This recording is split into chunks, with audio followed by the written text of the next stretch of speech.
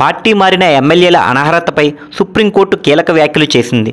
ఈ ఎమ్మెల్యేలపై స్పీకర్ 4 ఏళ్లు ఎలాంటి చర్యలు తీసుకోకున్నా చూస్తూ ఊరుకోవాలా అని ప్రశ్నించింది.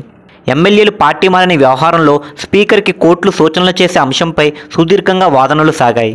పలు కేసుల్లో సుప్రీంకోర్టు ఇచ్చిన తీర్పులను ముకుల్ రోహత్గి ప్రస్తావించారు. స్పీకర్ ఎంతకాలంలో నిర్ణయం తీసుకోగలరో చెప్పాలని మొదటి నుంచి తాము కోరుతున్నామని జస్టిస్ గవాయ్ అన్నారు. ఇటీవల అసెంబ్లీ సమావేశాల్లో ముఖ్యమంత్రి ఉప ఎన్నికలు రావు, సభ్యులు ఎవరు కంగారు పడాల్సిన ఆనందపడాల్సిన అవసరం లేదని సీఎం రేవంత్ రెడ్డి చేసిన కమెంట్స్ను కౌశిక్ రెడ్డి న్యాయవాది సుందరం ప్రస్తావించారు. స్పీకర్ నిర్ణయానికి సీఎం వ్యాఖ్యలకు సంబంధం లేదని కొట్టిపారేసిన ముకుల్ రోహత్గి తాజాగా స్పీకర్ తరపున రోహత్గి వాదనలు వినిపిస్తూ పలు అంశాలను కోర్టు దృష్టికి తీసుకెళ్లారు. స్పీకర్కు రాజ్యాంగం కల్పించిన విశేష అధికారాలను కోర్టులు హరించలేవు.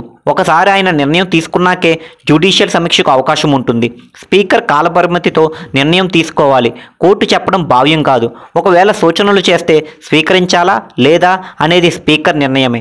ఒక రాజ్యాంగ వ్యవస్థపై మరో రాజ్యాంగ వ్యవస్థ పెత్తనం చేయలేదు అని ముకుల్ రోహత్గి వాదించారు. అనంతరం జస్టిస్ బిఆర్ గవాయ్ స్పందిస్తూ సరైన సమయంలో నిర్ణయం తీసుకోవాలని స్పీకర్కు చెప్పలేమా, ఆయనకు విజ్ఞప్తి చేయడమో ఆదేశించడమో చేయలేమా అని ప్రశ్నించారు. కోర్టులు రాజ్యాంగ పరిరక్షకులుగా వ్యవహరిస్తాయని జస్టిస్ బిఆర్ గవాయ్ పేర్కొన్నారు.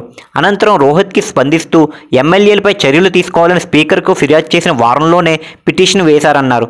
ఒకదాని తర్వాత మరొక రిట్ పిటిషన్లు దాఖలు చేస్తూ వచ్చారని, కనీసం ఆలోచించే అవకాశం కూడా లేకుండా పిటిషన్లు వేశారని కోర్టు దృష్టికి తీసుకొచ్చారు.